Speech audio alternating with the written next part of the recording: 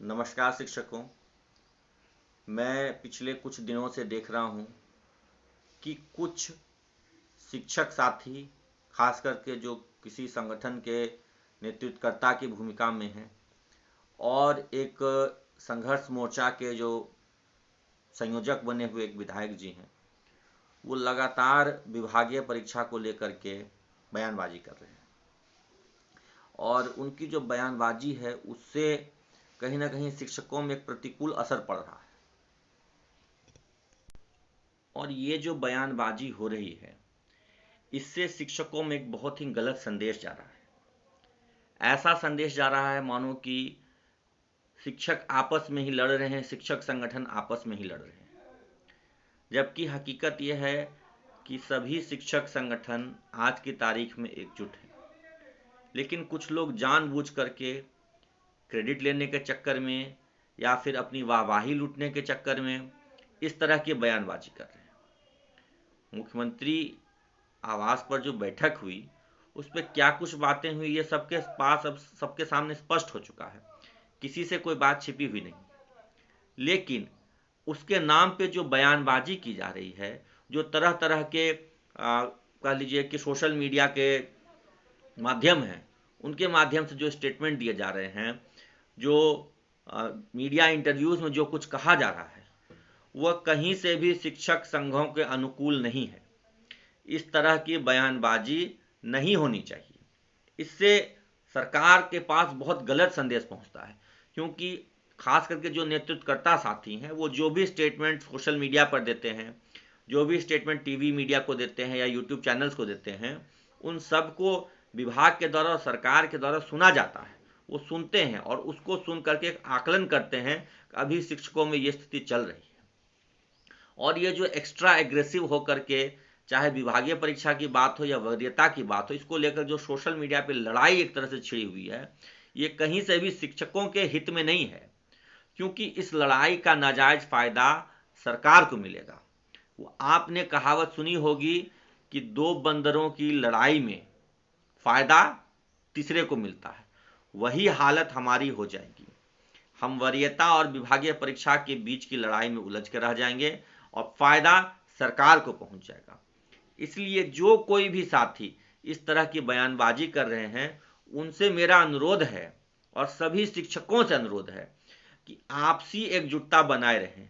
अभी सरकार की ओर से कोई अंतिम निर्णय नहीं आया है। जरूरत पड़ने पर हमें फिर से आंदोलन करना पड़ सकता है। जरूरत पड़ने पर हमें सबको एक साथ मिलकर के सरकार के खिलाफ, हो सकता है ऐसी परिस्थिति बने कि हमें फिर से कोई मुहिम चलानी पड़े। और वैसी परिस्थिति से पूर्व अगर हम सभी संगठन या शिक्षक आपस में ही उलझेंगे, लड़ेंगे, तो क्या एकजुटता संभव हो पाएगी? सबने अपने अपने हिसाब से लॉबिंग की, रणनीति बनाई, प्रभाव डालने की कोशिश की और किसने क्या किया किसी से छिपा नहीं है। मुझे भी बहुत सारे सोशल मीडिया ग्रुप्स में, व्हाट्सएप पे कुछ से कुछ लिखा जा रहा है, लेकिन मैं कहीं किसी का कोई जवाब नहीं दे रहा हूँ। मैं सबको केवल ये कह रहा हूँ कि अभी हम लोग वेट एंड वॉच की स्थिति में हैं। कई सारे मीडिया चैनल्स ने भी मेरा इंटरव्यू मांगा और मैंने सबको केवल ये कहा कि अभी वेट एंड वॉच की स्थिति है, अभी अंतिम निर्णय कुछ नहीं आया है, इसलिए हमारी ओर से भी कोई अंतिम अभी स्टेटमेंट नहीं जाएगा। तो इतनी बात को समझने में सभी संगठनों को या सभी नेताओं को, सभी शिक्षकों को क्या दिक्कत है? हम लोग कुछ दिन धैर्य रख करके वेट एंड वॉच की स्थिति में बने रहें। जब अंतिम निर्णय आएगा, एक निष्कर्ष आएगा कि हाँ सरकार ने ये फैसला लिया है, तो उस वक्त हम लोग उसका आकलन करेंगे कि हमारे कितना हित में है, नहीं है। अभी से ही सार्वजनिक तौर पर इस तरह की लड़ाई लड़ना कहाँ तक उचित है?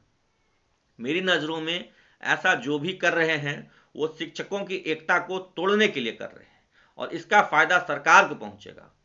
वो सरकार के तरफदारी में जा रहे हैं। शिक्षकों के हितैषी वो नहीं है जो इस तरीके से शिक्षकों को आपस में लड़वा रहे हैं।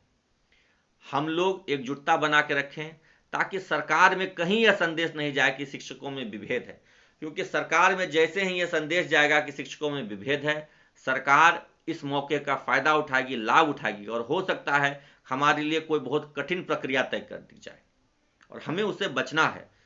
हमारी बार बार यह अपील रही है, बार बार यह कोशिश रही है कि 2003 से लेकर के 2022 तक जितने भी नियोजित शिक्षक हैं सबको एक समान सुविधा मिले, सबको अवसर मिले, सब राज्यकर्मी बने।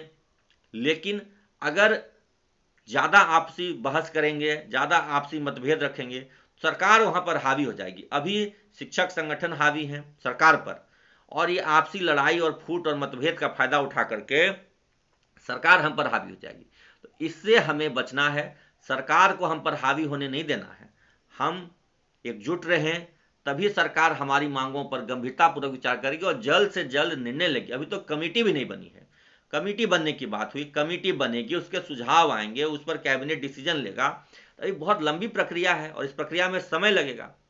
लेकिन उससे पूर्व ही जो आपसी खींचातान चल रहा है सोशल मीडिया पर, जो विभिन्न व्हाट्सएप ग्रुप में लड़ाई चल रही है, ये सब नहीं होना चाहिए। हम सभी शिक्षक हैं और हम सभी एकजुट हैं।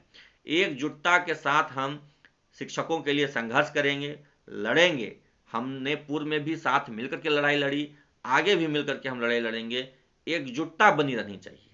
सोशल मीडिया पर उलूल जुलूल लिखने से, कमेंट करने से कोई महान नेता नहीं बन जाएंगे, या हमें सरकार कुछ बहुत बड़ा चीज़ नहीं दे देगी। जब उचित वक्त होता है तो हम लोग भी सरकार पर हमले करते हैं या सरकार से लड़ते हैं, लेकिन आपस में लड़ने से, आपस में इस तरह की बयानबाजी करने से किसी का भला नहीं होने वाला है।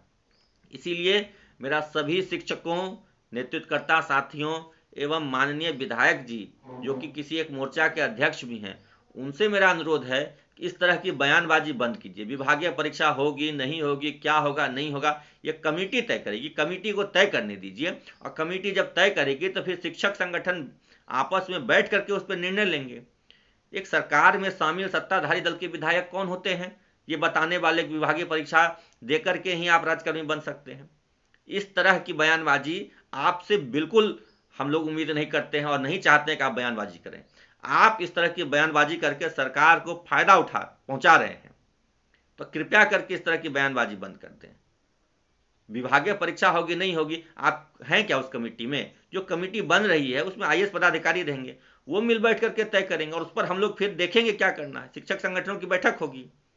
सरकार के एजेंट के तौर पर आप कम मत कीजिए, शिक्षकों में आपसी मतभेद मत फैलाइए। और शिक्षकों से भी अनुरोध है कि उनके झांसे में मत आइए। जो भी संगठन उनके झांसे में आज तक बने हुए हैं, हम सबसे अनुरोध है। हमने देख लिया कि वाम दलों के विधायकों ने क्या किया, वहां मीटिंग में क्या प्रस्ताव रखा, क्या सरकार को बरगलाने की कोशिश की, किसी से छिपा नहीं है, सब जान रहे हैं। लेकिन अब जरूरत इस बात की है कि इस तरह की बातें बंद होनी चाहिए। इस तरह के जो आपसी मतभेद वाले जो संदेश प्रसारित किए जा रहे हैं, करवाए जा रहे हैं, वो बंद होने चाहिए। एकजुटता का संदेश जाना चाहिए, क्योंकि जितने हम आपस में बटेंगे, जितना हम आपस में फूटेंगे, सरकार उतनी ज़्यादा मजबूत होगी। और जितनी ज़्यादा सरकार मजबूत होगी, हमारे राज्यकर्मी बढ़ने का जो रास्ता है, जो प्रक्रिया है, उतनी ज़्यादा कठिन हो जाएगी। इस तरह की बयानबाजी बिल्कुल भी बर्दाश्त के बाहर है। कोई भी साथी, चाहे वो आम शिक्षक हों कि नेतृत्वकर्ता हों कि कोई विधायक हों, एमएलसी हों, कृपया करके ऐसी बयानबाजी नहीं करें। अन्यथा शिक्षक समाज सब देख रहा है, आपकी हर एक गतिविधि पर नजर रखे हुए, और इसका खामियाजा आपको भुगतना पड़ेगा। आप जो सोच रहे हैं कि हम इस तरह की बयानबाजी करके क्रेडिट लूट लेंगे, ये क्रेडिट नहीं मिलने वाला, आप डिस्क्रेडिट हो रहे हैं। शिक्षक आपसे बहुत नाराज हैं। विभिन्न जिलों के ग्रुपों में मैं देखता हूं कि इस तरह की बयानबाजी से बहुत आक्रोश है, शिक्षकों के पीछे नाराजगी है। कृपया इस बात को समझें और इस तरह की बयानबाजी बंद करें, एकजुट बने रहें। हम सभी एक साथ राज्यकर्मी बनेंगे और अवश्य बनेंगे। धन्यवाद।